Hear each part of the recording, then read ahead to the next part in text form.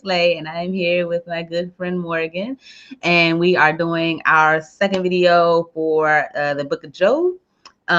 This is a what is this called? I mean, I know what it's called. What is a series? So this is a series that I have on my YouTube channel, and we have deemed it. Now we practice. Hey guys, welcome back. Peace. And Grace. That's all you had to say. I know. Okay, so y'all don't understand this, but I am an extreme introvert, and I know you aren't like watching me, but it really feels like people are like looking at me, and I'm really nervous.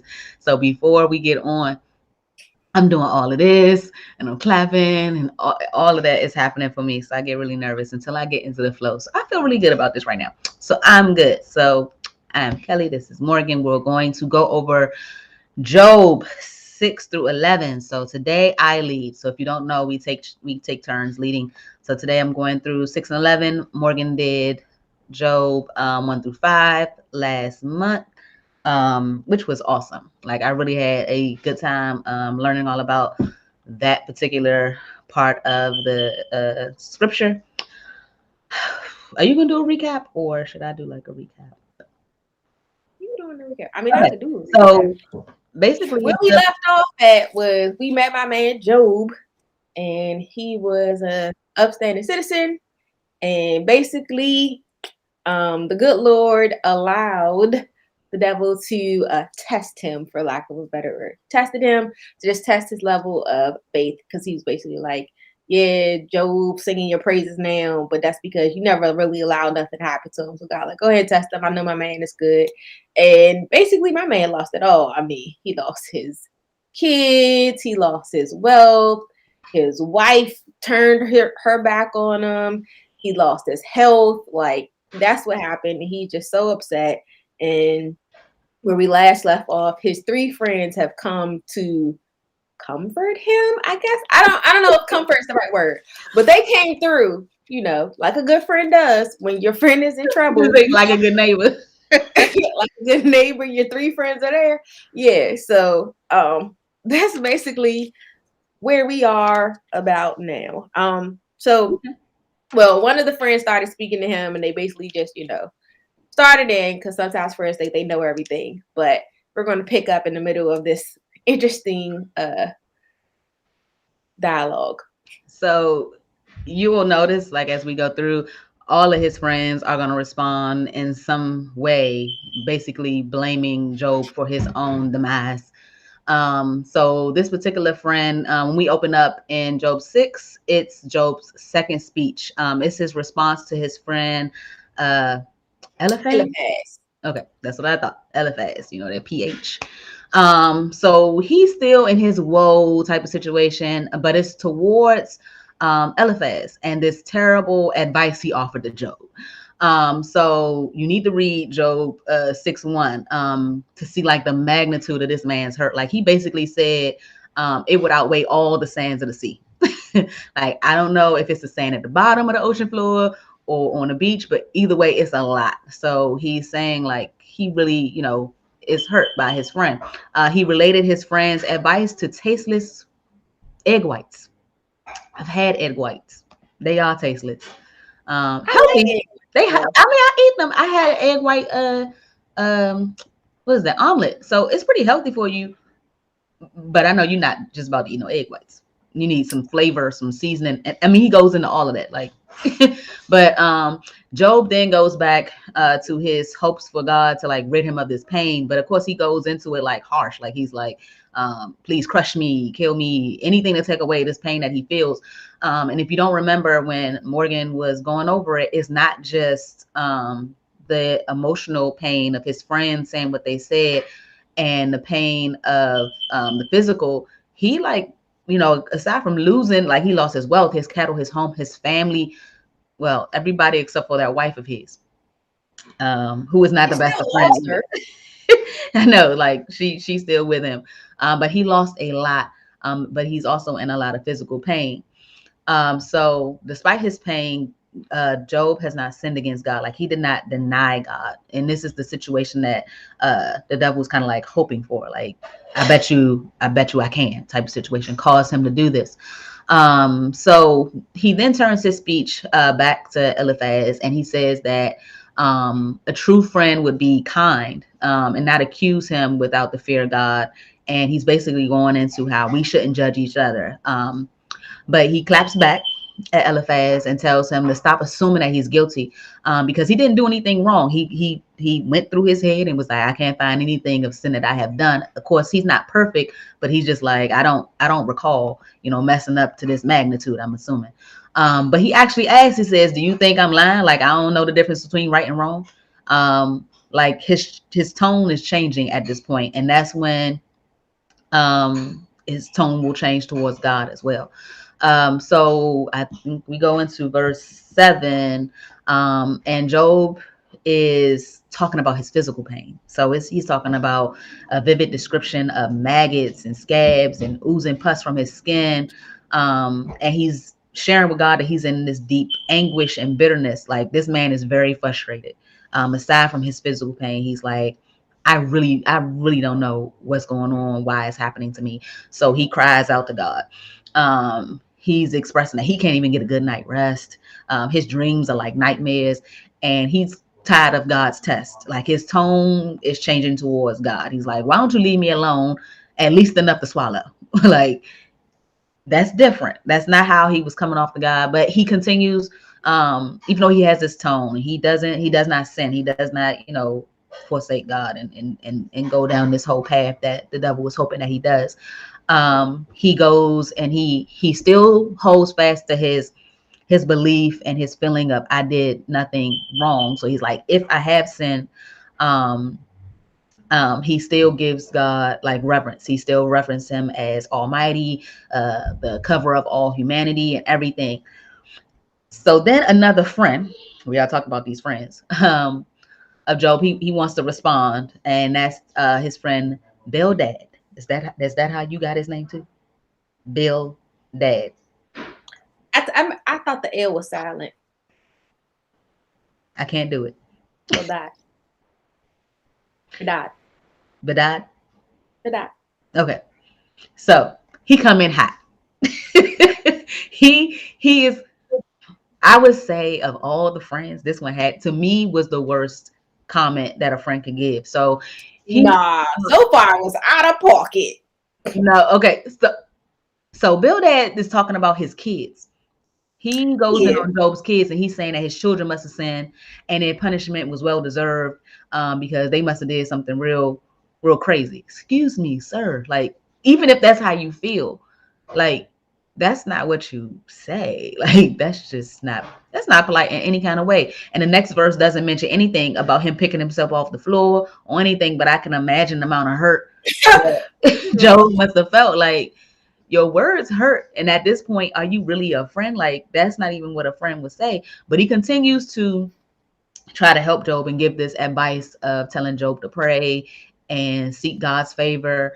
But only if you are pure and live with integrity will God restore, your happiness. So he goes in and starts telling him like what he think he needs to do.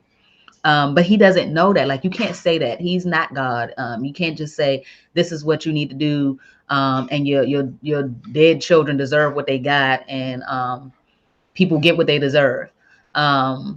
If we got what we deserve, like people, if we always got what we deserve, it would be a harsh place. I feel like some of what Job was going through would have been on many of us.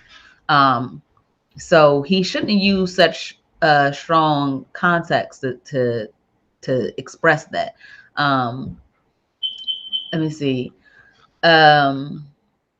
It's basically going into how people have this feeling. And that's why I say I feel like Job, the book of Job, is near and dear to me, because it answers those questions that people feel like, why do bad things happen to good people, and why do good things happen to bad people? Finish the summary. I am. Don't you rush me. Can I come through? So, but we are not, the judges of anything. So the whole punishment that go along with what we feel is something that we really shouldn't if we feel that way, okay, I think that you shouldn't feel that way. But for him to put that on his friend, I think that was, a bit much. In verse 9, Job, this is his third, like chapter. I'm sorry, chapter 9. This is Job's third response. And he's responding to the man who just, spoke all of that about his children. He basically said that God is all knowing, and he's leaning on the fact that, he acknowledges that God does punish the wicked and they will perish. But Job is still confused because that's not his situation. He knows that he knows that he knows that that's not him. So at this point, he's getting a little impatient with God, and he's not understanding why he has been cursed or rejected from him. And he starts to pity himself again, and feels like God may not love him as much, and that he's ashamed and that he wish he was never born. He goes into that feeling again. And in chapter 11, his friend Zophar also comes in a little heavy. At this point, I'm assuming that he has been listening to all of this, and he's kind of fed up with Job at this time, and he's basically like, stop bumping your gums, like, just like, you're not saying what you need to say, which is just confess. Like, he just threw all of these cut cards on Job, and then he drops this joker by saying, like, listen, like, you are punished for this situation, and you need to, repent and all of this, or you're gonna always be in the situation. And it was really harsh. I mean, to me, again, I think him talking about the kids was bad, but this last friend really did go in hard on him as well.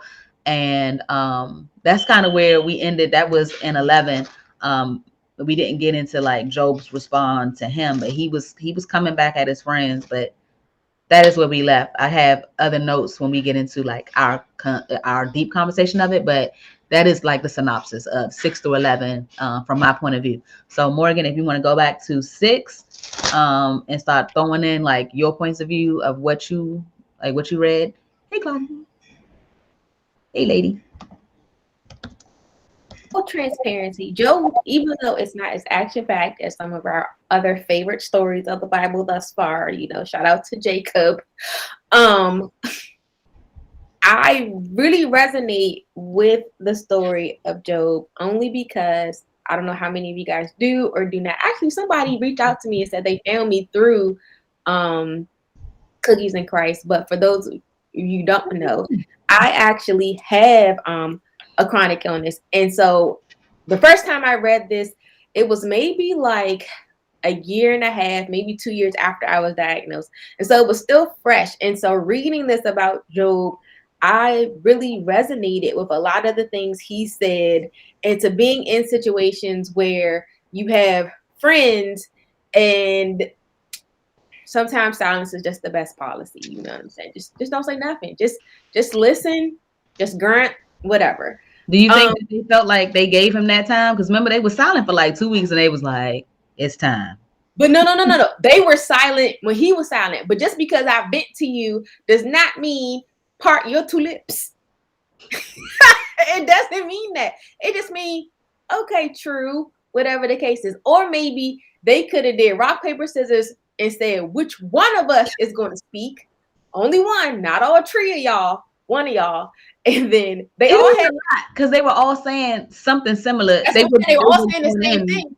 So only one person needed to say it. And once he replied, that should have been it. But anyway, all right, from the beginning, when he talking about the level of misery, like, I thought that spoke like volumes. Like, he's saying, like, it was poetic. I am so miserable. I am so troubled. Like, you guys don't even know like what's really happening. Like, y'all speaking out the side of your neck. You can't compare what's happening to me to any of your little frivolous sins that you're talking about. Like, this is outrageous. But the note that I had, because in 6:5, he said, don't I have the right to complain? And so I asked myself that, are we allowed, I'll ask you this, are we allowed to complain when we are put through trials and tribulations? Or are we supposed to suffer in silence? I have a highlight on that too. And it says, do I have the right to complain? And right next to it, Kelly said yes.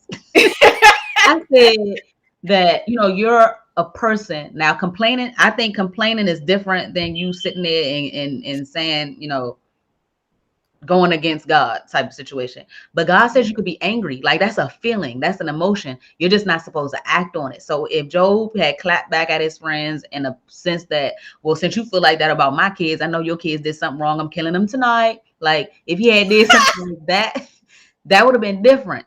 But I think it's okay to react emotionally, like you crying or you cutting your hair and being, you know, angry, yelling, screaming, singing sad songs, whatever the case may be.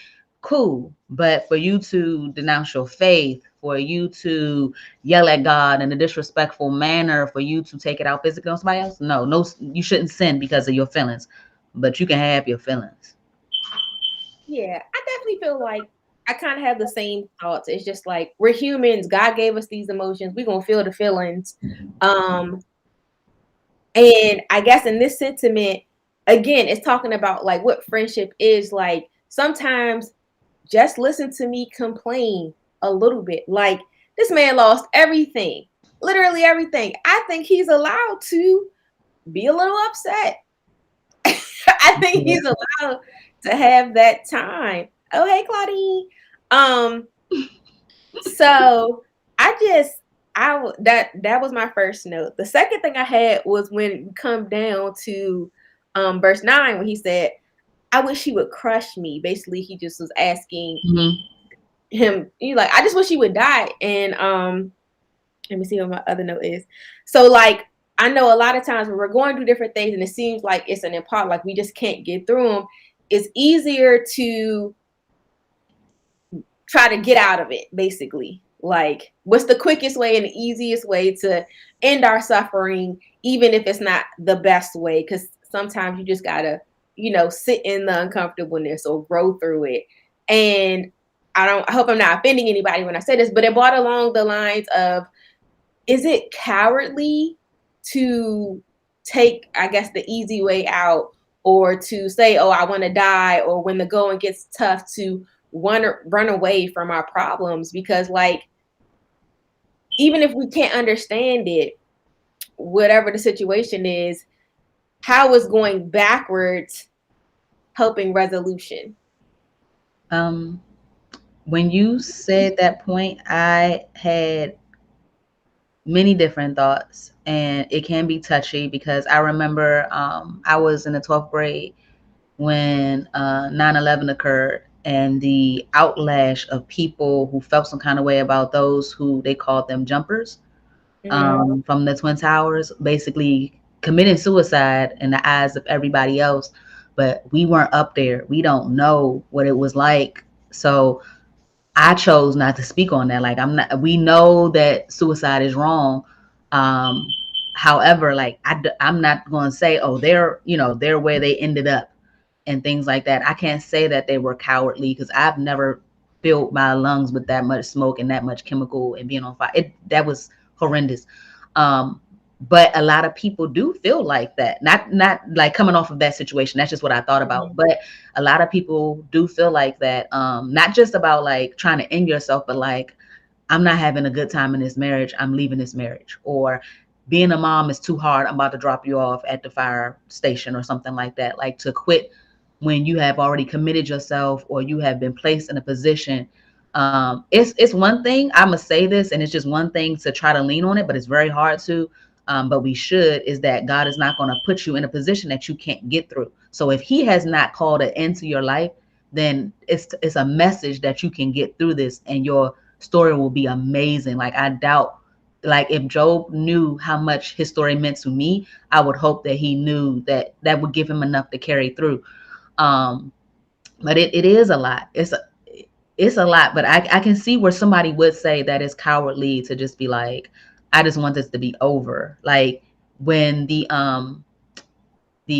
it's like a medical suicide that some people, it was like Dr. Death. It was a movie that I watched. And it used to not be okay at all. But we don't know the pain that somebody who has like terminal illness is going through. And it's that's a you and God thing.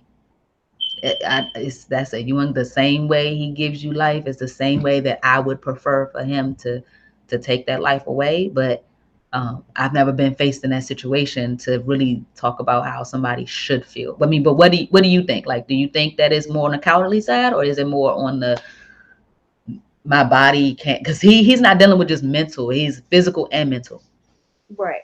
Like he So needs strength. Like at this point, he when thought he was gonna do it. when I was like reading it and then going over some of the like notes and side things, and I went to Reddit. Don't go to Reddit, y'all. It's toxic. Um, they were like, that's where this kind of note kind of came from, because they were like, oh, Job is a sucker, basically, because he wanted the easy way out, because he just wanted to die instead of, going on through with it. And, of course, other people were like, well, how long is he supposed to suffer? And then they were saying, technically, he wasn't saying he wanted to commit suicide, because he said, I wish God would kill me and get it over with. So it's not like he thought he was going to take his own life. But then it kind of veered on to where I was really going, which was how we tend to want to just quickly get out of uncomfortable situations, even though the most uncomfortable situations have the tendency to set us up for like growth and maturity and different things. In Job's case, I don't really know if he had a lot of growing to do. Again, he was just unfortunately the pawn that got picked in this test. But again, I'm sure he learned something from this as well. I know we did, but us more so in our daily lives when we're in uncomfortable situations like a marriage or like, struggling to pay your bills or different things, and how it's just like you just want to hop out of it. And sometimes they say you repeat your mistakes until you learn the lessons that you're supposed to learn from them. So I had that note in there because again, Reddit was look what Claudia said. You went down the road. I did. Woo, child, don't do it. Reddit had me in this thing stress eating pie. I was like, woo, it's spicy in these chats. do you think that it is sinful in the way that he was asking to die? Because it's not like he like you said, he didn't try to commit suicide, but do you think that it showed a lack of value for life or a lack of faith to know that God was going to still provide and bring you through this situation? Hard to say, but I'm just saying, like, I think as we figure out later on, I had a note. Which side is my note? It's for the next chapter, but it just talks about his foundation was shaken, because I'm pretty sure up until this point he had never faced a trial or tribulation like this before. So it really called into question, how deep is your faith? And so I guess I'm torn. Like on one hand, I can kind of see it, like, thought you was a ride or die. I mean, he clearly was a ride or die, but if at the first chance of trouble, you like, all right, when you gonna take me? On the other hand, like, how when parents lose their kids and they be like ready to throw themselves in the casket and like, bury me too, Lord, like take me too, like I have nothing left to live for. This man literally lost everything. So I can see how that emotional pull, and he's like, I don't know. We don't know do we know how old he is? They mentioned it. I don't recall how old he is, but like, how some people are like, I don't have anything left to live for. 20. I bet you he ain't 30 either. So he ain't no young buckaroonie. Yeah, I just feel like he probably felt like, okay, I lost it all, and at this point, I think if he still had his health, because it's like, how is he supposed to rebuild with a body that was literally had maggots and things crawling out of it? You know what I'm saying? Like, that poor man. Like, they say teach a man to fish, feed a man is one thing, teach him to fish. He couldn't go fishing with his body like that. Like, he was literally miserable. He couldn't eat all the things. So it's just like, if he's basically starving to death, he's like, I just wish it would hurry up and be over. Like, can you please end my suffering? And I'm getting ahead of myself. I'll stop there for that section. Going down. Did you get past 6? To 6:15? No, because I had a point at 6 when he was talking about don't people complain about unsalted food, when I was talking about the tasteless egg whites towards his friend. I was thinking about how I often do that, not, and I don't go that hard, but I often feel like, oh, I have good advice. Let me tell them, what I think they should do. Ain't nobody asked you. Like, and then you get upset if they don't take your advice, or you get upset when they react differently than what you feel like. You was like, I gave good advice, they should be thankful. But if somebody didn't ask for your advice, and I had to learn that sometimes you're just supposed to listen. And it was hard, because I was like, I got all this knowledge, all this experience, all this love to give, all this inspiration. No, God gave you 2 ears. That's all you needed that day. Like, I just needed to listen. So I had to learn that. I didn't notice that that was an issue of mine, like offering up too much advice, um, until I was in my 30s. Like, I thought I was out here doing a good deed. Nah. I have the opposite. Like, I'm definitely somebody who will not input my 2 cents, mostly because I just never felt like it's my place. It's not my place to impart that type of thing. And if you ask me, but I'm definitely more of the person that if you're gonna vent to me, go ahead. I'll ask you. I'm like, well, what kind of friend do you need me to be? You just need me to spit soundboard. I can be Yeah, that for you. You give that's advice, why. I can do that. And I had to ask if people wanted me to give advice. But before then, I would just be silent. And some people would get irritated because they're like looking for you to give something, and I'm like, See, and that's what I thought. I was like, if you gonna talk to me, clearly you want me to talk back. Oh, I got some knowledge for you. Like, that if so they ask, okay.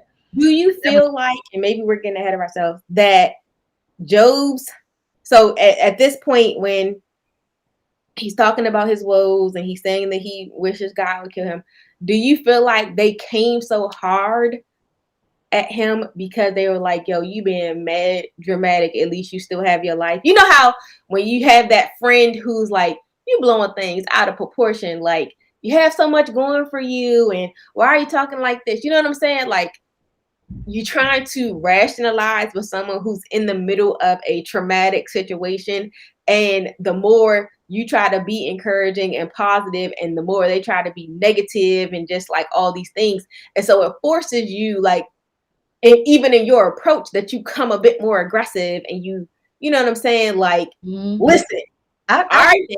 think like they didn't have room to speak. Like, unless you're trying to, like, I met a woman before and she had told me that she had lost a child. Even if I had something encouraging I thought I should say, I said nothing, because I knew I would say the wrong thing, because that is not something I would be able to. I felt like I had the knowledge to encourage you on. So for them, and to my knowledge, have never been in the situation that Job has been in. So for them to say, this is why this is happening, is this what happened when you sinned last time? Because all sin was equivalent to each other. Like, if you rob, steal, Not yet. kill, I'm just saying, I don't like, say what's equivalent yet. okay, but I'm just saying, like, sin is sin. Something is going to happen to you. So, what do you think I did to deserve all of this? I mean, he does say that, like, you Yeah. don't think I know right or wrong? Like, come on now, you're supposed to be my friend. Was you not there? Like, I didn't blow up a whole, coliseum full of people. Like, what do you think I did to deserve such a thing for you to come at me like that I did something wrong? And I think that that is where they definitely went wrong, is to assume that they had the right to tell him this, that, and the third. But I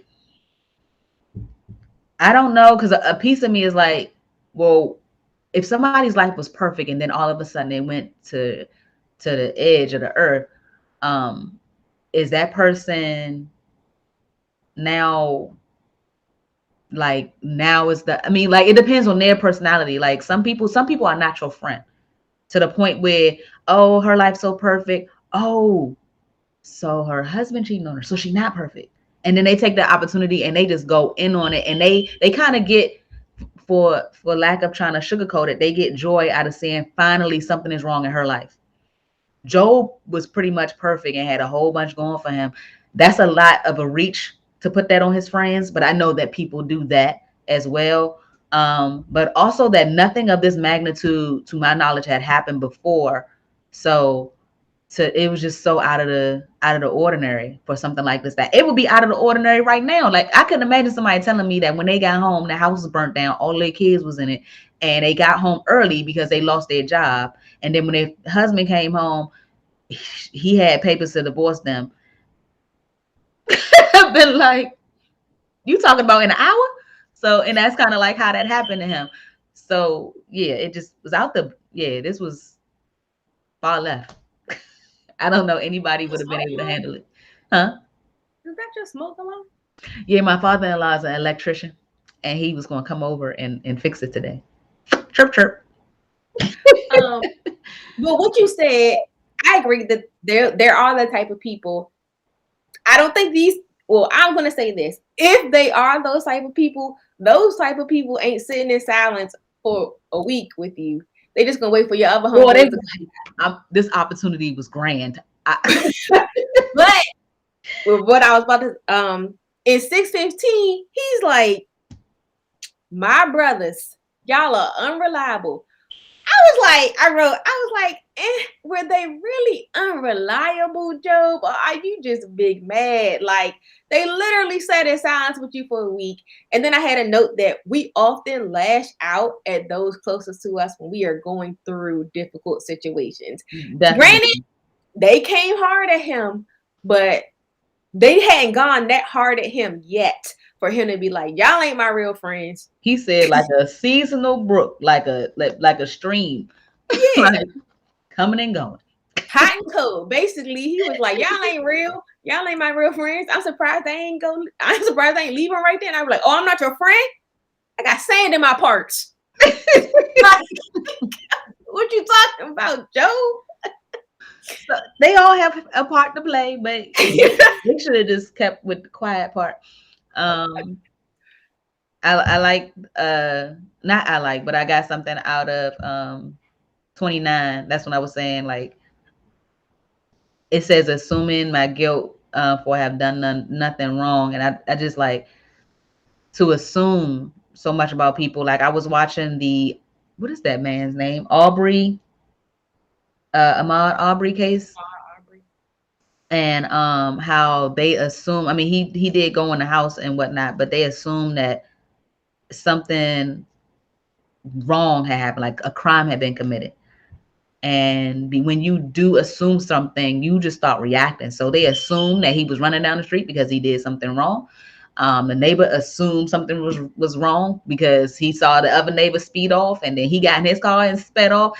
And all of this off of assumption. I assumed he was going to kill me when he took the gun, so I had to shoot him first. Assuming to get you in trouble. Now, there is a saying about assuming, but I'm not going to repeat that. But you should not assume. Like, stop assuming my guilt for I have done nothing wrong. I was like, so I highlighted that. Are we in 7 now? So, in moving on to 7, so when you were going through your summary, you started to say, like, this is where Job got a little spicy. I did not have that. In this chapter, I basically summed it up that I could relate to Job feeling so anguished that, like, it says he cries out to God, but I said he yelled at God. And I was on the phone with you, Kelly. Do you remember one day we were on the phone and I was crying? One of the rare times you probably ever heard me cry. And I was just like, God knows what's happening to me when I talk about like my illness. And I was like, and if he wanted to change it or for it to be different, he will make it so. And like you were just like, were you quiet? No, this is when I was in my stage to kind of encourage people. Yeah. And I had said that, God can turn any situation around, but I feel like people don't even want to hear that. Like they're in their feelings right now. And I was like, can you hear me? Yeah. And so, I can recall that conversation I had with you. And I know that like some people even believe it to be like blasphemous to speak to God and like, I don't want to say a callous tone, but like a casual tone to like let God know that you're unhappy. But to me, I feel like that's what a true relationship is. Like, I'm able to be open with you. Like, for real. I mean, if I'm being honest, God lets us know very clearly when he is unhappy with us. So I don't know why I can't do the same with him if that is the relationship that I have built with him. Now, if I don't talk to him, but You twice can't a year, Easter do and as I Christmas, say, not as I do, I child. was like, if I don't talk to him but twice a year on Easter and Christmas, then nah, I just can't be yelling at him. But if I'm talking to him every day, if I'm like, yo, this is some crap. Like, what is going on? Like, I don't even understand. And then he like in 7:12, he's like, am I some type of sea monster or dragon that you must like? What is happening? Like, he's questioning himself. And I feel like as Christians, there's this false narrative or foundation that if you live this sinless life, which is honestly impossible, that nothing ever bad will happen to you. Like, but if you fall into that trap, or if that's how you came into your relationship with God, thinking I'm gonna be this super Christian and I'm gonna do all the things right, and I'm gonna be at the altar calls, and I'm gonna be doing my praise and worship dances, and I'm speaking in tongues, and I'm giving back, and I'm serving, and I'm doing all these things, that nothing bad is ever going to happen to me. And the minute something bad does happen to you, it completely shakes your relationship, it shakes your faith, and you question, like, am I a bad person? Am I being punished for not stopping for that pedestrian back in the street? Like, you question everything. Literally, everything falls apart because clearly the dialogue is you must have done something wrong to deserve X, Y, and Z. But we see that Job was nearly perfect and he was just being tested. And I hate that. I hate that we start questioning God when things aren't perfect because of how traditional religion is taught. I think that there's a lot of churches, pastors, songs, friends that do boost you up to feel like everything's good. That means that you're a good Christian or you have a good relationship with God. And when everything is bad, you either did that. They still do the whole Job joint. They still do that. Like they still do. And I think that's why the story is here to like show us like, nah, anybody can get it. Like it's whatever God wants you to learn and wants you to be an example for or of. And the sooner you learn that, the easier it will be. Now, I can say this, and I'm going to say this, and I probably have already said this. And it's going to be hard to carry out, and I'm not saying I have done it, but it would be amazing if we go through a bad thing, knowing full and well that we're going to get out of it, and great things will come. So as soon as you see a scratch on your car, you be like, okay, true. Can't wait to get my new car. Like, and it doesn't mean that you're going to. It could be like, oh, something is going to happen. I'm about to grow from this situation. It's just the pain of growing. And it doesn't mean that you're gonna, like I said, it doesn't mean you're gonna get something out of it that's tangible or that's monetary or anything like that. It could be, a conversation happens because somebody else says, oh, that happened to me too. You must have parked in 3D. The lady next to you in 3D always be, her kids be opening the door and scratching cars. And then from that conversation, you end up sparking a friendship, or that was the spouse that you had been praying about. And y'all want to start talking if it wasn't for that scratch type of thing. But it's hard to do that. I mean, for me, it's easy to do it a little bit now that I have been through some things, but the magnitude in which Job is going through it is some next level type stuff. Like I be in traffic now and I'm calm. Some people be losing it in traffic. Like they just be like you praying because of traffic. Like the job ain't going nowhere. It's just sit there and enjoy it for right now because you really can't do anything. But people will cuss each other out, honk, drive all crazy about to cause an accident, or really do get an accident to go to a job that, let's be honest, you probably don't like. Like it's just a lot. But I have learned like, oh, I'm in traffic. Maybe that's keeping me from to being somewhere too early or being somewhere too late. Like the movie Sliding Doors. So it'd be wonderful if we could take those experiences and know that something good is going to come out of it, even if it's for somebody else that's watching us. But that's hard. That's hard. And I'm not going to sit here and act like I do it outside of traffic. It just is. Do you have anything else for 7? What else? Oh, I wrote in my margins. So, and I love, like I was saying, about just being able to be open and have real conversations with God. And it was like, Job 7:11, it says, and he spoke honestly to God about his feelings to let his frustrations out. So, just dropping that to you guys if y'all don't have our Bible. even here in the Bible, it's just saying he's just openly expressing his frustrations, and there's nothing wrong with doing that. Later on, he get a little out of pocket, but for right now, I feel like what he did in 7 was okay. You know, I said, tell God how it is. But like, I have a younger brother, and I encourage him to speak and let me know when he's not necessarily happy about certain things, as long as he does it in a respectful way, because he is a person. He has feelings, you know, things that I do impact him, good, bad, or indifferent. And so I feel like that is a respect that we give other humans, other lives. And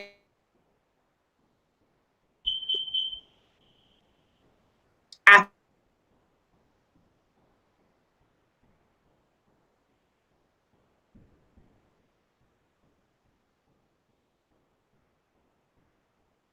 you frozen. Oh, okay, you back. It's you. I'm looking at the live feed and I'm like, that's a funny face. Yeah, that's the face that I saw. You were like frozen on my screen. I said for 11, my note was tell God how it is, but then for 19, highlighted that thing in pink.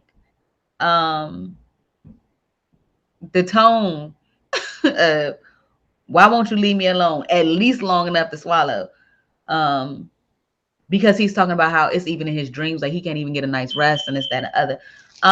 But either way, I agree with you. There is, room for you to express how you feel to God. Like, don't feel like he's this big bad being that you can't, share your feelings with.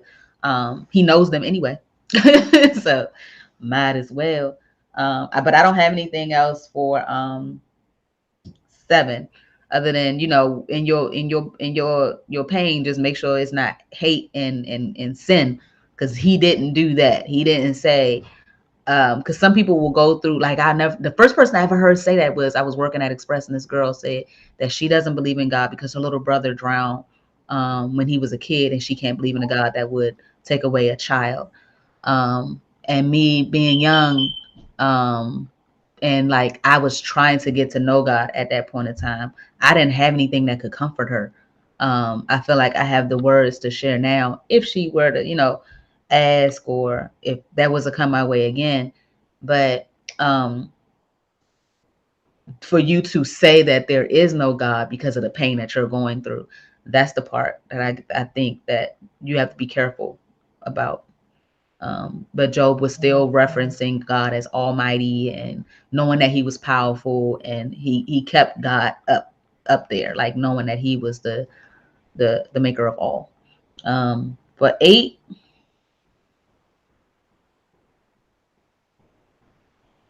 I'm gonna let you speak on 8 because I'm in my feelings. I mean, you already spoke on the whole your cheerings, but I mean, we heard. So if you guys didn't catch last month's one, Job was like, "Oh, my kid's having a party. I'm gonna go ahead and do an offering just in case things got a little rowdy." Like, he was one of those people who took the precautions even for his children. So then it made me question, well, how close was y'all anyway? If he didn't know he was, he was doing the things. But my only real note from that was, again, in 8:5, he says, "But if you pray to God and seek the favor of the Almighty, and if you are pure and live with integrity, he will surely rise up to restore your happy home." This is not plug and play Christianity, God, y'all. Don't let Bildad get y'all upset. He gonna set y'all up, and y'all gonna be crying. Yeah, that whole I'm gonna pull that scripture out. That's not gonna work. You gotta let him. I was like, That's what I wrote. That was saying what it is. That was my major pull from that. And I mean, in the notes, it was just like Bildad's argument was just that God isn't unfair and he doesn't punish good people. That's basically all of their argument is saying. He's fair. He doesn't punish good people. So if this is happening to you, you must have did something bad. And that's not the case. So I just was, again, if you got these friends, just walk away. To me, like I have this as a note. I would have walked away. I'm not going back and forth with you.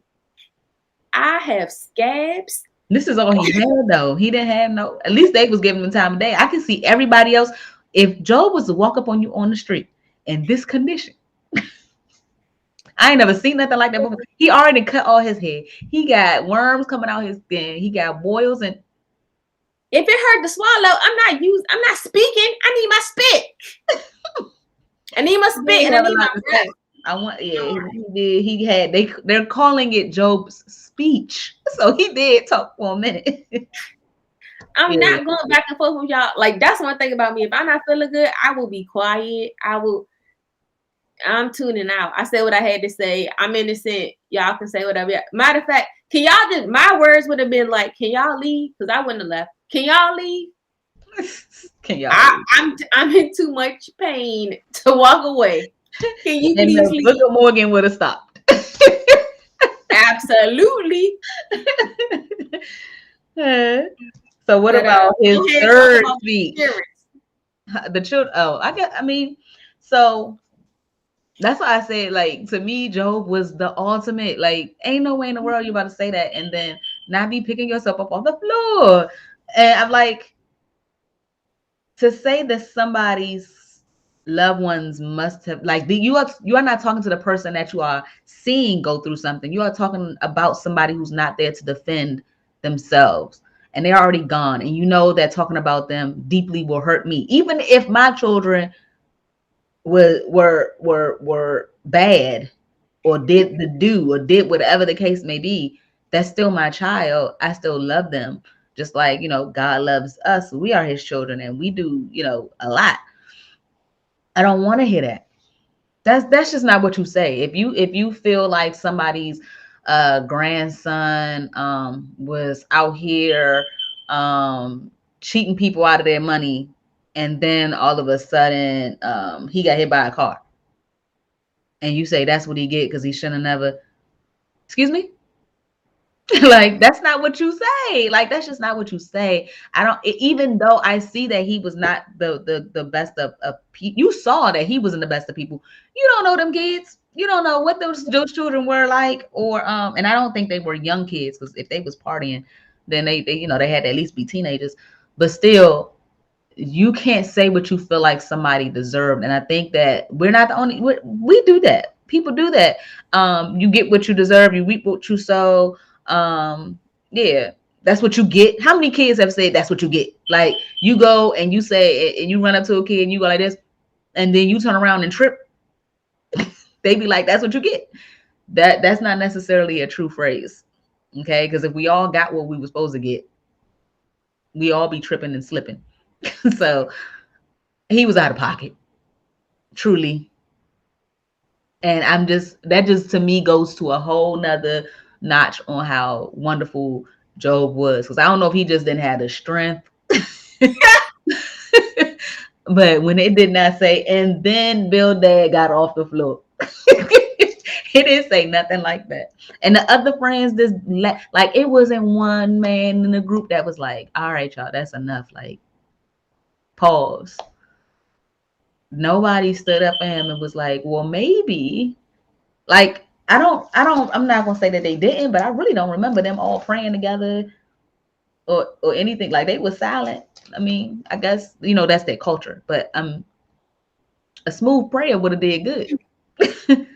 But I just feel so I think something that we should keep in mind as we read this is Old Testament, and we all know Old Testament is either you good or you bad. It's black and white. It's black and white. And so they are true to the doctrine. Either you good or you bad. I feel like this is the first time that something unjust has happened to someone who hasn't deserved it. Because up until that point, that's what I'm saying. That we've read, because like, oh, they're like, why would you have me try to sleep with your wife? Now I'm about to be punished. Like, they were well aware that if you do bad things will come unto you by somebody. But no, that does not always happen from your sin, because when Dinah got raped by the town's prince, and then her brothers came and just slaughtered everybody. Everybody didn't rape her. It was that one person. So they didn't get what they got. They did. I wasn't there. If I would have known, I would have stopped them. Like, I'm just saying, like, it's a lot. Well, what if they were there? We don't know. They could have been there, and none of them did stop him. Mm-hmm. And then even still, again, another Reddit hole. There was Dinah deserved it. Why was she sneaking off to the towns? But those are toxic masculinity. I'm about to say the but I'm just saying, like, there's I don't care if she walked down the street, but your actions lead nobody deserves to touch her. That can happen to you. Yeah, but don't go to Reddit no more. I don't know it, but I don't like it. So I subscribe to Reddit because I be doing craft stuff and I'm trying to get all the tips, but it's not good for religious things. Hold on, I gotta reread this because I have on 9/12. Who gonna check me, boo? Let me see what that note is about. Oh, it says, it's talking about how mighty God is, and like, should I even, like, I could say I'm innocent all day, but if God feels like I'm guilty, then I'm guilty. Like, who am I to stop him? What can I do? And he was like, if he snatches someone in death, who gonna stop him? Who dares to ask, what are you doing? And God does not restrain his anger. Like, we're gonna check him. So it's kind of like giving reverence to acknowledge that even let's say I am right and I did nothing. What is my case? What am I supposed to be saying? What am I supposed to do? Like, am I supposed to go to God and be like, that's not fair? That's God. So I feel like that to me also showed that he still had this reverence for God. And then I said in 15, that made me realize how powerless I really am. Like, he says, even if I were right, I would have no defense. I could only plead for mercy. Like, it does not matter how right we feel in our head. Like, I remember being a kid and my mom was like, do your homework. And I was like, I wanted to do it at the dining room table. And she was like, doing it in your room. I didn't have a desk in my room. So I was like, why can't I do it at the dining room table? Like, I'm sitting here trying to do a good thing. Homework is a good thing. And you're casting me away. And I cried and everything. That's how geeky I am. Cried because I couldn't do my homework. But like, but I felt like I was so in the right and she was so in the wrong. Wow, I remember that. But that in the case of you going against God or coming up against him, you have no case. It does not matter what you and your small understanding of life could try to fathom of God's big picture. Either way. And that made me realize how small I am in this big picture. Not to make me feel bad, but like, wow, he has a whole different vision that can be going on. And again, Job does not know how much his story touched so many people. So yeah, that was my note. That was my, I think, last note. Oh no, I was really confused at 23. Wait. You went too far. I'm sorry. 99. That's like somebody's nickname. 999 to the 2000s for you ladies out there. 99. Who named the constellations and when? Because it was like Bear and Orion. Those are stars. Mm-hmm. But I was like, oh, that's dope that they had constellations back then.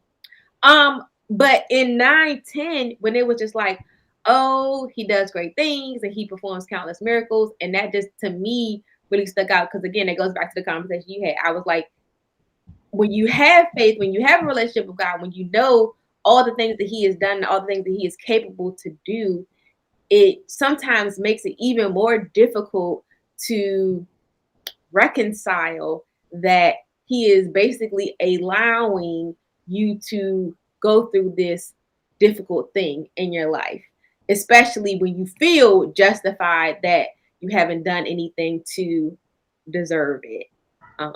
That was so hard. Oh my gosh.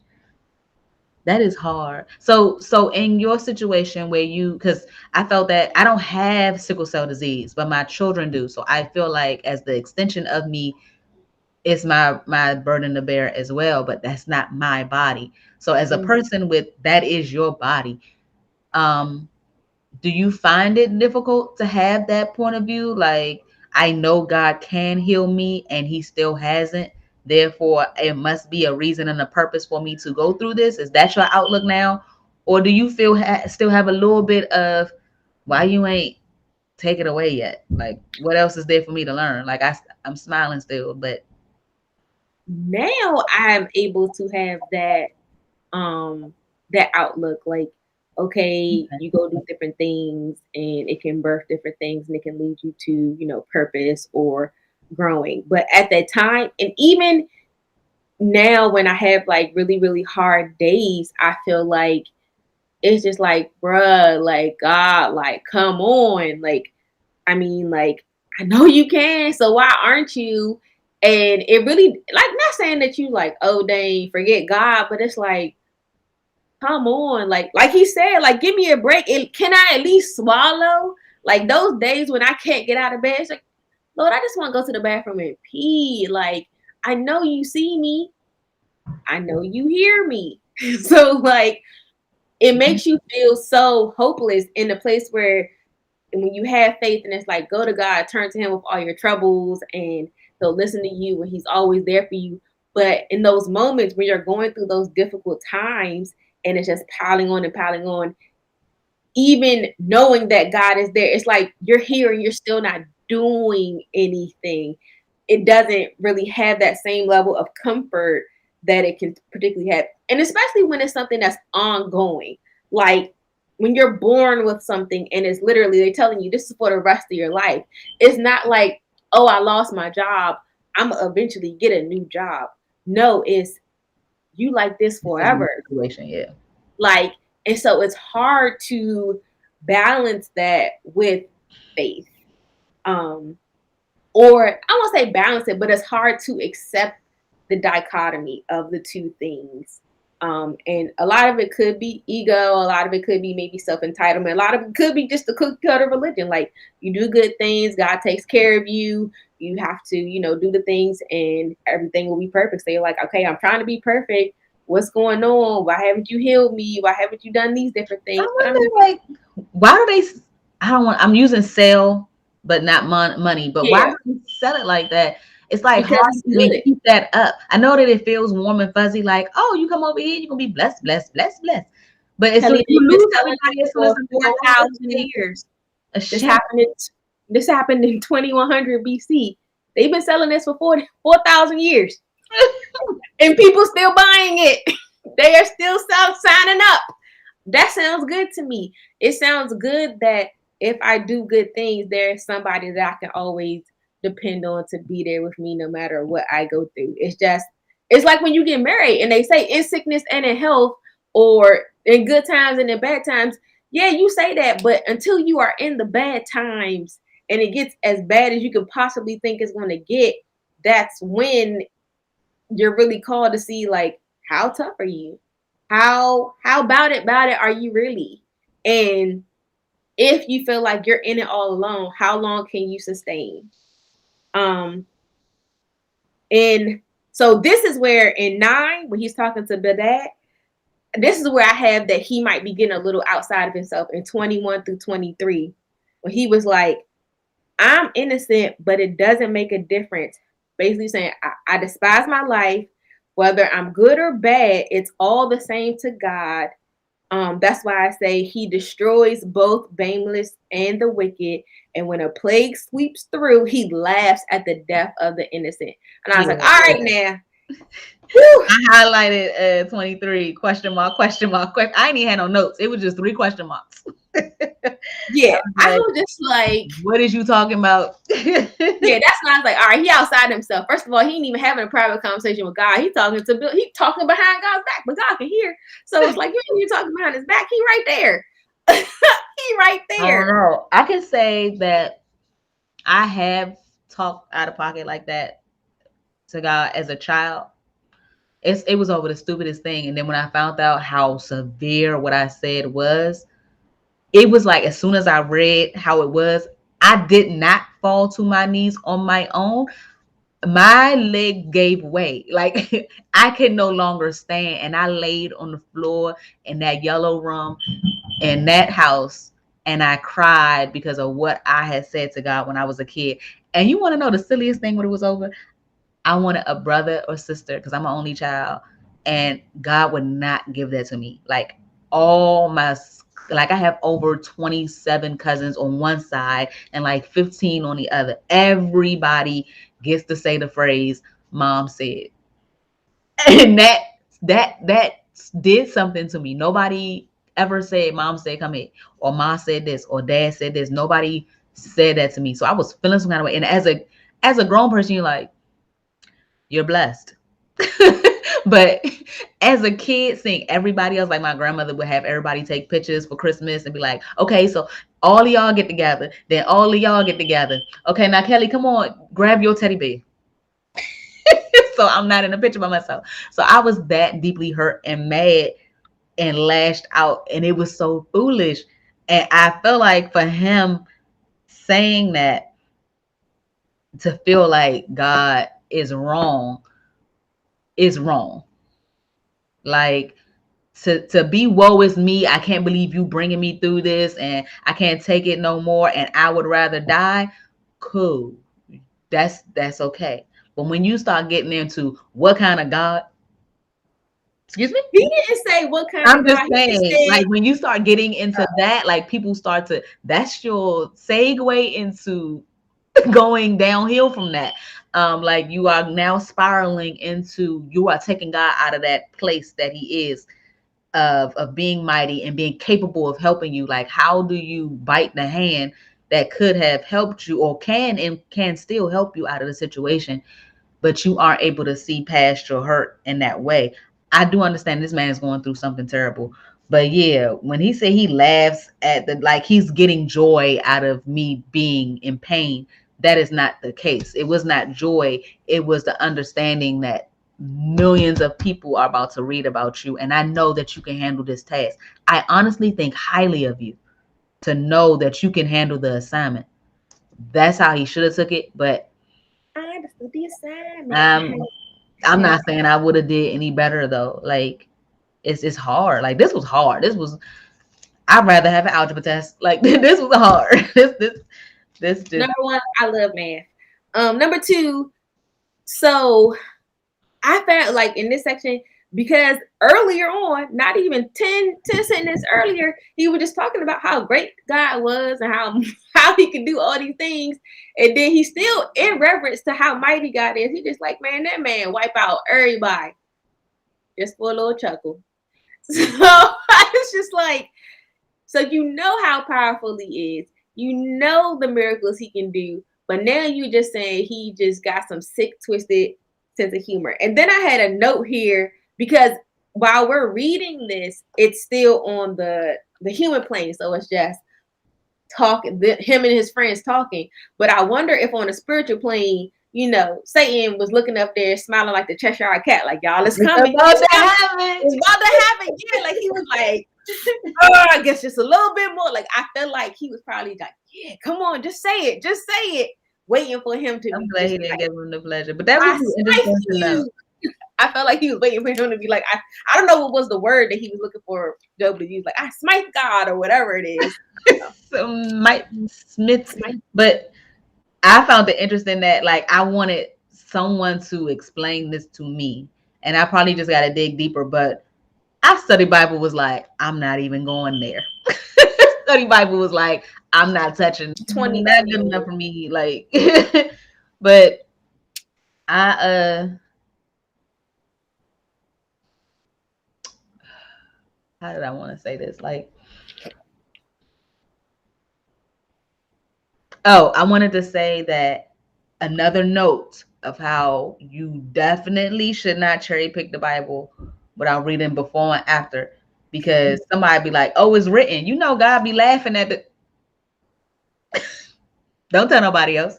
Like this was somebody in their pain and anger talking about something, just like Bildad said in 8:6, and if you are pure and you'll rise up and restore. Like it's somebody's opinion. It's like, you know, don't take that as gold. The only words you could take, like if they written in red, you definitely can cash them words, but everybody else you got to read the context in which is formed, because that is not the one. Don't quote that. Don't put that on no Instagram. Don't do it. Like, that's not it. I don't have anything else for 9. Only other thing I had was a side note because Job used I'm a imagery, like when I read I see it in my head. So when he talked about like taking God to court, I was just like, imagine if you could take God. I God's bring not you. dead. You seen that movie? What? God's Not Dead. The movie. There's 2 of them. No, You should watch that. It's on HBO, I think.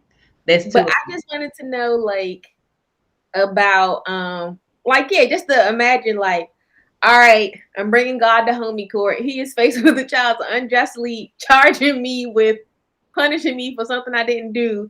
And I mean, who is the judge? God is the judge. So he'd be like, all right, put myself on the stand. Guilty. Next. Like, So I mean, and that's what happened. Like, God Is Not Dead is a movie where they put God on trial. It was interesting. I like both of them. But yeah, you're not gonna win. And then again, I don't have anything for 9, and I get into 10. What do I have in yeah. 10? 10. It's, to me, the repetitive. I do see that he says yet twice, and I did circle that. You formed me with your hands, you made me, yet now you completely destroy me. You gave me life and showed me your unfailing love. My life was preserved by your care, yet your real motives, your true intent was to watch me as if I sinned. You would not forgive my guilt. Like, he's feeling like God doesn't love him. But yeah, he knows God is in control, and I think that plays a part. And have you ever talked to a friend and they're going to like through like a whole situation with like maybe a relationship, like a guy, and they're like, oh, he do this and that, but I love him, but then he be doing this that and other. He's the love of my life. Do you like him or do you not? Like, it's like a whole bunch, and right now you just getting it out. You just get it out. What you need to do is probably do a pros con list, but you just spewing all your feelings, and that's what it feels like he's going through. And we already explained that it's a lot of the same stuff over and over, for Job, as he's like on this emotional roller coaster, to be honest. So I don't have any notes in 10 except for the whole yet thing and how he felt like God didn't love him. But yeah, The he only confessed. note I Huh? had for 10, the only note I had for 10 was in 10:21 when he was just like, before I leave, never to return for the land of darkness and utter gloom. And I was like, I'm so glad that Jesus came here. Now there is a heaven and a hell because Lord, a dark, joyless place after death just seems so lackluster.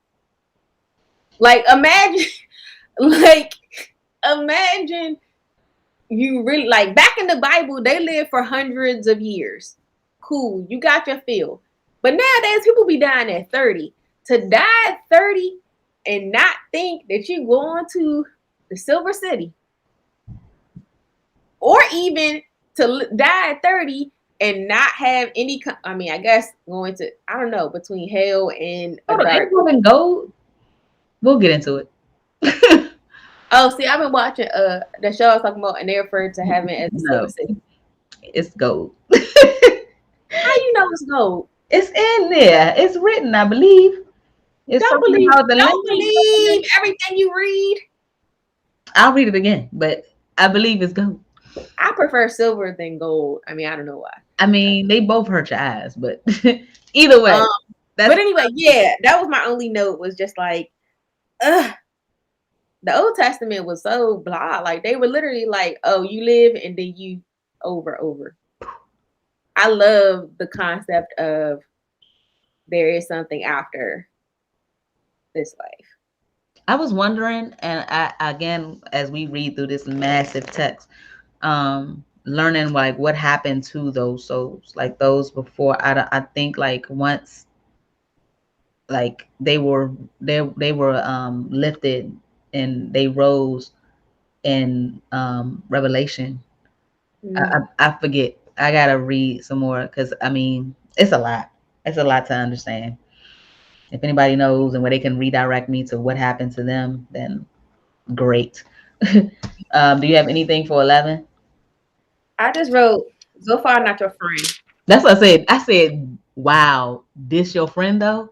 Just like, so far, not your friend, Joe. Like, this not your friend. But the way he was, that's why I was like, he was like bumping them gums. Like, he was like, I'm tired of you talking. Like, just stop talking. Just either die or confess your sins. That's your options right now. And I just thought that that was real cutthroat. And then that's why I said he had throughout all these cut cards. And to me, the Joker was like, listen. In 6, he was like, listen, exclamation point. God is doubtless punishing you, Slim. Far less than you deserve, to be honest. Because had that been me, like I was like, wow, that was so harsh and angry. Like he was like, I had enough. I done sat here and I done heard him, and you. Come on now. We all know you done did something. Like you trying to say that my God is doing this to you. What makes you think you that important that he got to use you like this or do this to like he ain't got nothing better to do? And I felt like that was his true feelings. Like I've seen that, like how I said with that friend that goes back and forth. Look, you either love this man or you don't. Leave him, leave the kids, leave everybody. If you feel like you could do better, then go ahead and try your chance at that. But for this situation, I felt like he was just, if he gonna go dead last, he been hearing the whole thing and he was just like, look. And I think he was just tired. I said just tired of hearing him whine and not really taking responsibility for his actions, thinking that he really did sin. Like that really might have been like frustrating to know that somebody had did something wrong, but they not trying to confess it. Like you on video. But they didn't know. I know, but I mean, in their head, they know that they know. And for somebody to do that and you know that they wrong, don't waste our time. This can all be gone if you just, confess. Just confess. Our God is a forgiving God. Go ahead and confess your sins, take your lashes, and we can just get on with this. We could have been at the cookout a while ago. But you sitting here, woe is me. So that's what I felt he was coming from, but he was real harsh. He was real harsh. I wrote that so far wasn't your friend at first, but on the second page, after his full delivery, I went back to like how I told you guys before that I'm the friend that will listen and not say anything because I have been told multiple times that my delivery is not tactful. I am here to second that. And I live my truth. She need to put sugar. I do not share a lot of you like need to put sugar on everything. I give it to you just straight in, but it depends. Sometimes I give it straight and curt like so far because it could have been all right. I done told you twice, and now this is my third time. And I don't like repeating myself, but sometimes it is just all right. I'm just going to say it because I don't know any other way to say it. I'm just going to rip the Band-Aid off. Like I'm not here to pacify you. So you really tell your friend, look, he don't love you because if he loved you, this, that, and the third. I ask my friends. I'll ask sometimes. Well, woo, I crack myself up. I'd be like, "You want my honest opinion?" And everybody be like, "No." And if they say yes, because my friends know me, then they know that it's about to come. But before I learned to say, "Do you want my honest opinion?" This one time, I just laid it out on the table, pew, pew. And then we were in text, and she didn't reply. And then the next day, I was like, "You mad?" And she was like, "No." I said, "You mad?" I was honest. She was like, "No, I love your bluntness or whatever." I'm like, "Okay, cool." I understand that there is a way to say everything, but even still, I feel like they could have put, what's the purest sugar? They could have put sugar cane on this message. And if the person is not ready to receive it, the person's not going to be ready to receive it. To me, I'm a person that even if I'm not really ready to receive what you have to say, I might marinate on it. So I might be offended when you originally say it, but let me think about it for a day or two. And I might be like, all right, they have a point. You know what I'm saying? Sometimes those words haunt you. But I think that if he really felt like these were his friends, I think that he knows, and probably why he entertained this full conversation, because he really felt like they were his friends. And at the core of what they were saying, they believed they were looking out for him. Like, listen, just repent, just say you're sorry. We don't want you to be suffering like this. So repent, get back on track, and God's going to deliver you for this. Like, they were trying to be friends in the way that they knew how. And again, their delivery wasn't the best, but at the core, I hope that they were well intentioned. At least I know when I'm with my friends, I'm well intentioned. And if you're not my friend, I'm still gonna give it to you blunt, but I'm not gonna follow up to see if I hurt your feelings or not. Work on that. Why? If they're not your friend, then don't even give them no energy, because you're not about to bring me into a space where I'm wrong and I'm treating somebody wrong. Like, don't give them none of your energy. Just be like, I can't help you, bruh. Can't help you. Harsh truths to you. Nah, I just be like, I can't help you. Like, I ain't got nothing good to say. This tongue, nah, you don't want none of this. You know I don't like you, right? And you asking me for advice. I have never told anybody, you know, I don't like you. I might have said we not friends. I definitely didn't tell some people, you know, we're not friends. And they honestly was like, yeah, I know. I was like, I just want to make sure. Not in a mean way, but like, you don't want somebody to assume that you're going to show up for them like a friend would. And I take the word friend very, very serious. I think it comes with so much responsibility. So I was like, I can't have but so many people in that part of me. So yeah, I mean, again, these were his friends, but at times they didn't really come off in a friend, what I would say a friend would, but with their culture and the knowledge that they had, and the tradition and religion that they were going and being in. But I guess they did their best.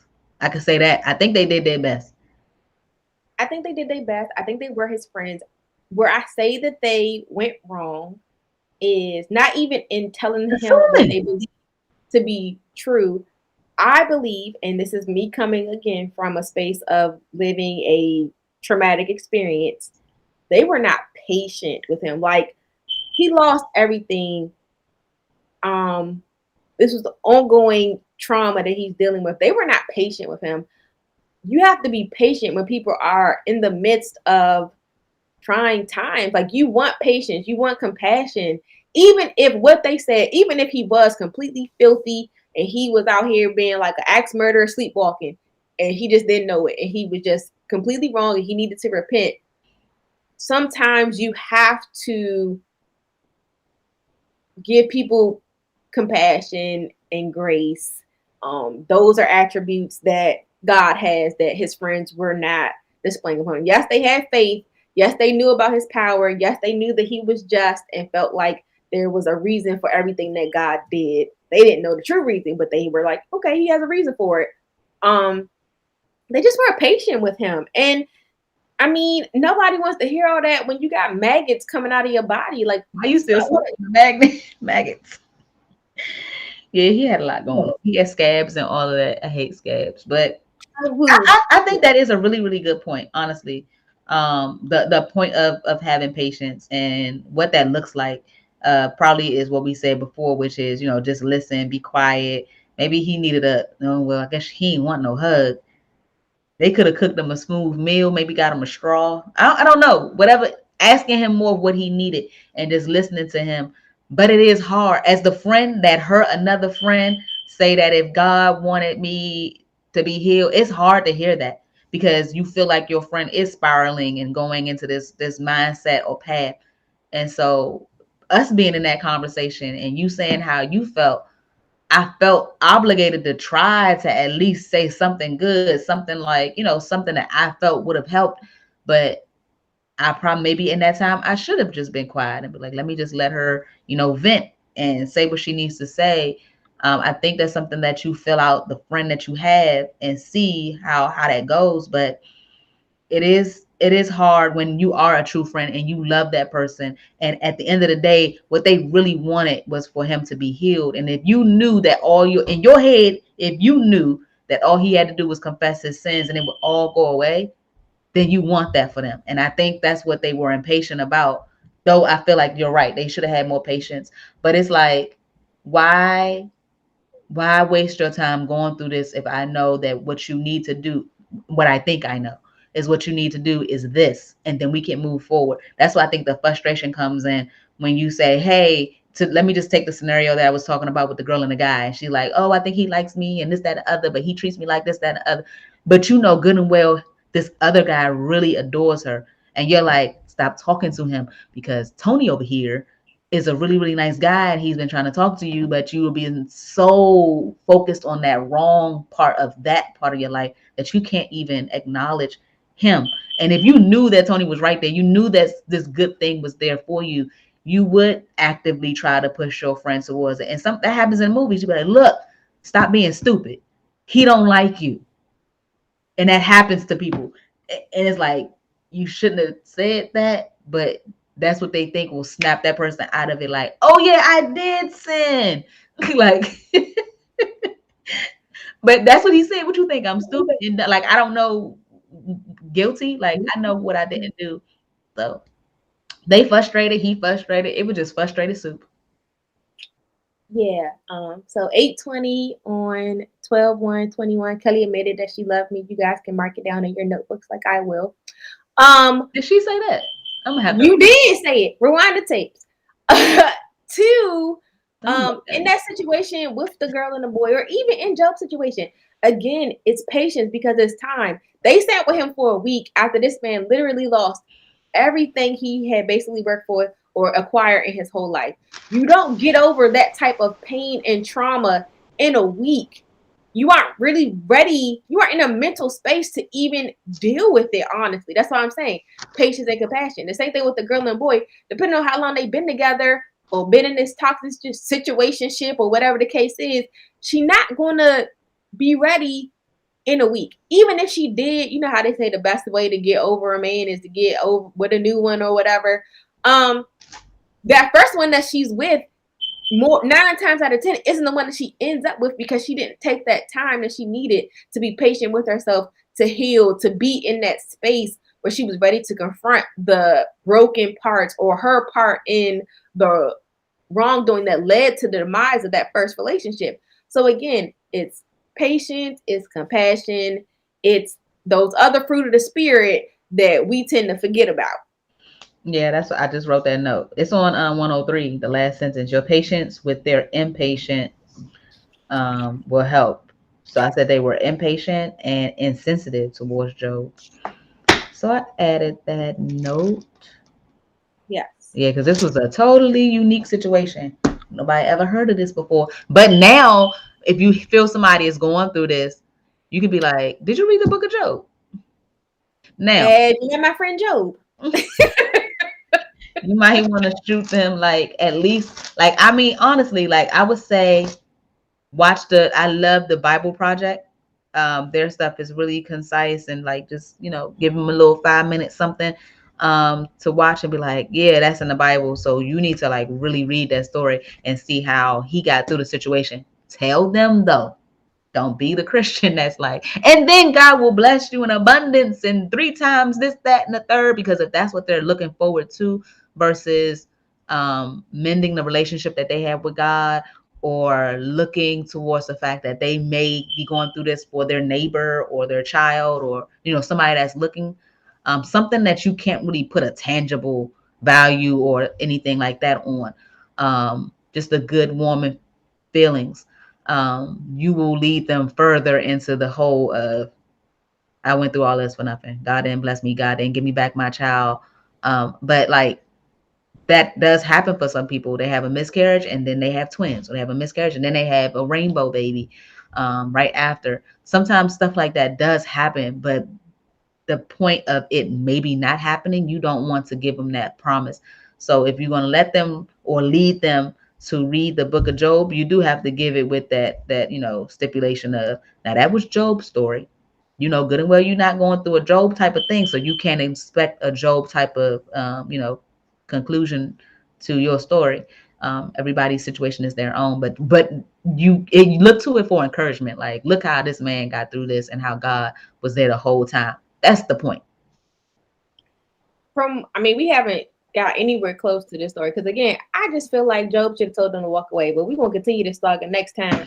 To me, the lesson from Job, the whole thing, is not only just the part about, oh, bad things only happen when you do bad things, but that life's trials, are sometimes either allowed by God, sent by God, whatever, however you want to see it, or your tests is for your personal development and refinement, for you to get something out of it. So keeping those type of thoughts in your mind, because the test will come, and not having a more mature foundation of faith, and knowing that no matter how super Christian you are, you may be faced with a trial or a test and a testimony. I mean, you get your testimony from having the test. Okay, it's right there in the name. Honestly, truly, you test. Where are you getting this? Honestly, truly. Honestly, truly. So no country with it. Honestly, truly. But yeah, that's what I get from Job. But we're gonna continue, because I don't even know why he still was sitting here talking to them. Because just like I'm blunt, I said what I gotta say, and I'm done talking. I don't know why they stood here for another 3 months talking about this situation. Yeah, Job. I just looked at it. Job going to like the 40s as far as like chapters. Why are we still talking about this? That part did make me like. There's a lot of repetitiveness. Like him and his friends are going back and forth for a while. Him and God. God does respond eventually to him, which I think is awesome, because sometimes we feel like God didn't speak back to me, but we can see how God responds to this. But which ones do you want to do going forward? Because I got Job 12. Do you want to stop at? Originally, I was thinking 12 through 17. We could be like 5 chapters each time. But because it's so repetitive, do you feel like we can kind of speed through them, or would you rather get as in depth as we got today?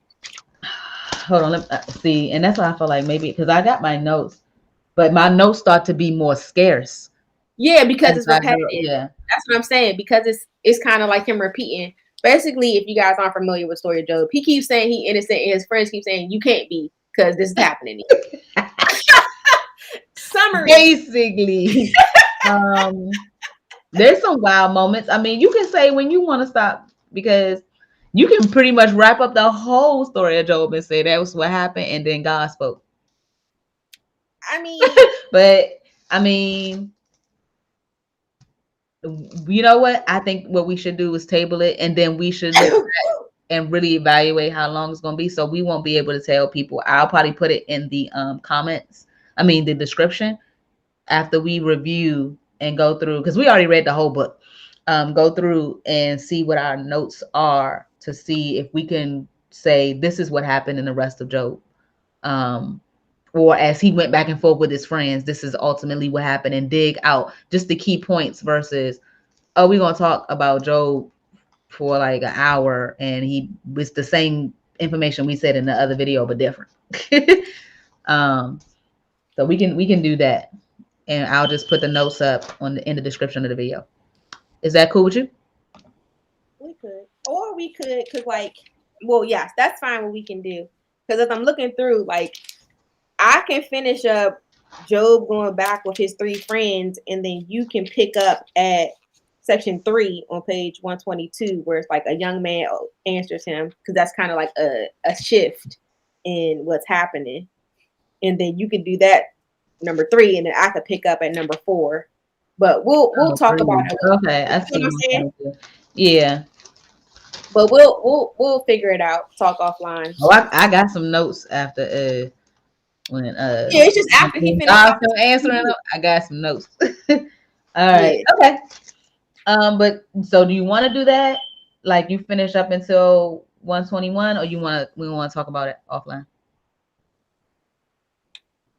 We can talk. I mean, I feel like that's probably what we're going to end up doing, but we can discuss more later. All right, people.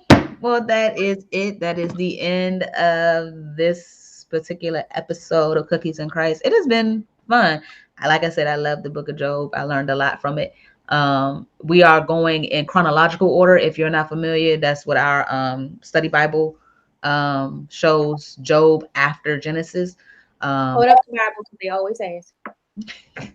It's linked in the description. I mean, my Bible is wrapped in love by Mama Boucle, but I can show. I'll hold up mine. There we go. So it's the chronological life application study Bible. So I'll link that below. It's always linked below. It's linked in every video that I have on YouTube. But I'll link it below since we mentioned it today. I'll link it like higher up. But we'll and also in the description it'll say what we'll be doing next when I post this video, because first it's not live for anyone but patrons right now. But that is, and shout out to Claudine for saying that she had that note too, because I like when y'all come prepared. I love it. The teacher. I told you should have just joined me and just signed up for the school. I'm this close. They be irking me, but I just don't think that's I don't have I don't have a printable shop that's supplementing my ink. Yeah, Print Slay does help a lot with me being able to follow my dream of being a teacher, which I owe everybody a video on. Like I wrote out my notes and everything, doing a video on like why, or is it why or how? I haven't decided on that word, but why I quit my 6-figure job to become a high school teacher in the pandemic. Yes, she did. For any other patrons that have chronic illnesses, you guys can find me at iswaswillbeblog. I'd love to have you join the community. Oh, it doesn't say Morgan. We'll be doing great things in 2022. So come through, holla at your girl. Mm-hmm. I have to let me see if I can find the lady who said that she found me via you, and I felt so happy. I was like, "Oh, look at Kelly putting me on." Are we still in the need to be live? I was trying to find her name to give her. Oh, you want to shout her out? Oh, that'll be nice. Let's see. Nope. I don't think I got it. How do I know? Was it a comment on a video or she sent you a message, like a DM? It was a comment she posted under one of my posts. Like she commented under one of my posts and said, "Oh, I can't help you find that, Slim. You be posting way more than me." Look, I mentioned you. Go to your mentions and see. It says, "Oh, Prince Slay is awesome." See if I was saying that, and I was like, "Oh, that was sweet of Morgan," but I ain't read. Yeah, go to that. Was that today? What's her name? I said, was that today? No, it wasn't today. Ooh. It was like last week. Because I get tagged and stuff, so it be. Hold on. No. They didn't keep I'm sorry. I forgot your name, young lady, but thank you for joining. I'm happy to have you. I hope you watched this live. You can write in the comments, "It was me," and we'll reply. It was me. And leave your Instagram handle. That'd be nice. Since it was on Instagram. All right, people. Bye-bye. Peace. I was like, what signal is that? Oh, that's